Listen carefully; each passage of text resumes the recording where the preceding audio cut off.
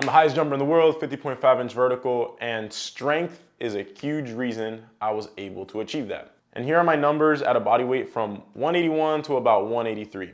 Half squat, 500 pounds, deep squat around 410, power clean 315, deadlift 500 plus. Hip thrust 525 for 10 plus reps, and calf raise also 525 for around 10 reps. So my levels of relative strength are insanely high. And if you compare any athlete that jumps lower and you look at the relative strength levels compared to my relative strength levels, it's likely that I have higher levels of relative strength. Most athletes are literally just not getting strong enough. Most guys, are pretty obsessed with jumping and dunking and love jumping and dunking and do that a lot, have decent jump technique.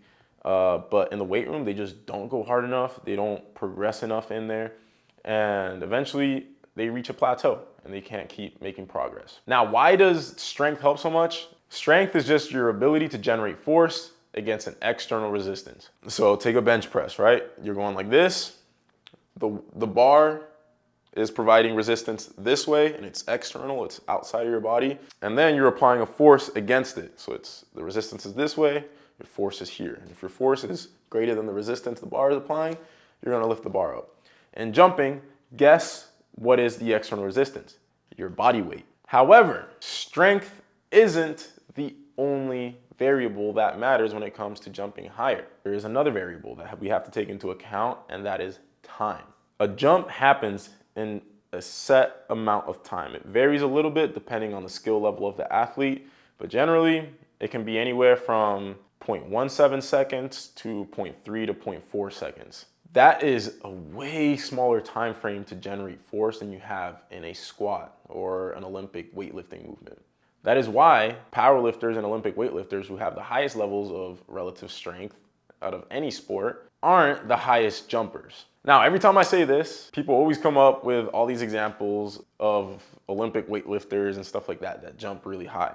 I'm not taking that away from them. They do jump high compared to the average athlete, but I'm talking about the highest jumpers. Olympic weightlifters aren't the highest jumpers on the planet. Powerlifters aren't the highest jumpers on the planet. This is because in addition to high levels of relative strength, you have to have extremely high levels of rate of force development. Rate of force development is how much force you can generate in a given frame of time.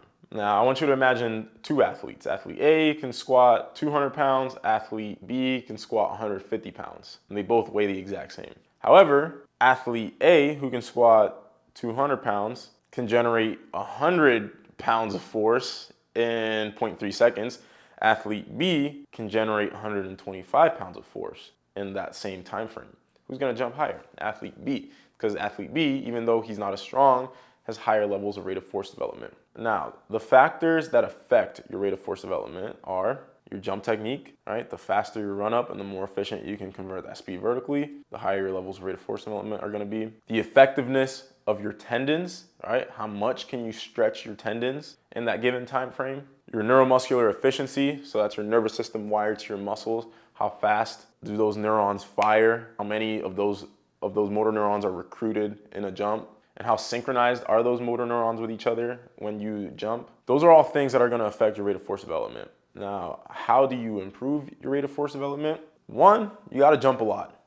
A lot. You have to do the activity that you're trying to improve the activity. If you're trying to jump higher, jump a lot. If you're trying to run faster, run fast, a lot. If you're trying to get a better three-point shot, shoot a lot of threes. Just that in conjunction with effective strength training, emphasis on effective, is gonna take you really, really far. Then, getting into the more complex side of things, plyometrics help a lot. This can be anything from a weighted jump to a 50-inch box depth jump with low ground contact time. Plyometrics train your stretch shortening cycle, which is a quick eccentric followed by a quick concentric, to be as efficient as possible. It's literally training your tendons to be more effective and more efficient when you jump.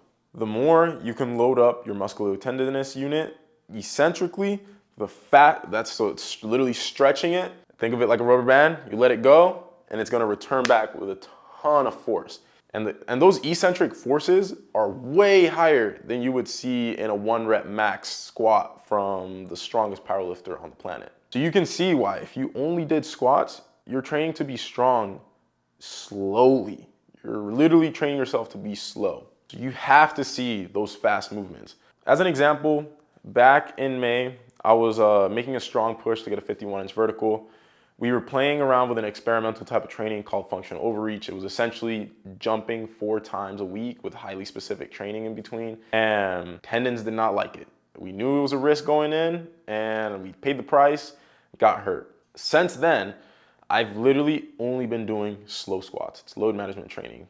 It's tempo squats. I'm going like 6 to 8 second count on the way down, 6 to 8 second count on the way up. When I jump now, I feel like a brick, and you can visibly see how slow I am in the videos. So, however, this is nothing to worry about. That's typically what happens when you do phases of training where you're focused a lot on strength and hypertrophy.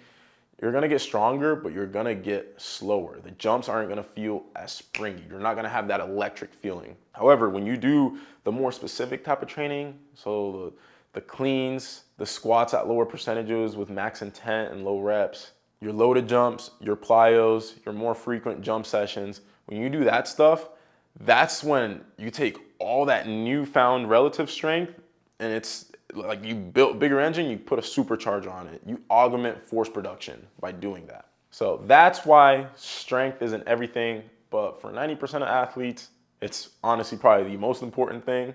And it's why we place such a big emphasis on strength at THP, and why you see most of the videos I post about training are just me getting after it in the weight room. But don't do it at the expense of the fast stuff. You gotta touch the fast stuff.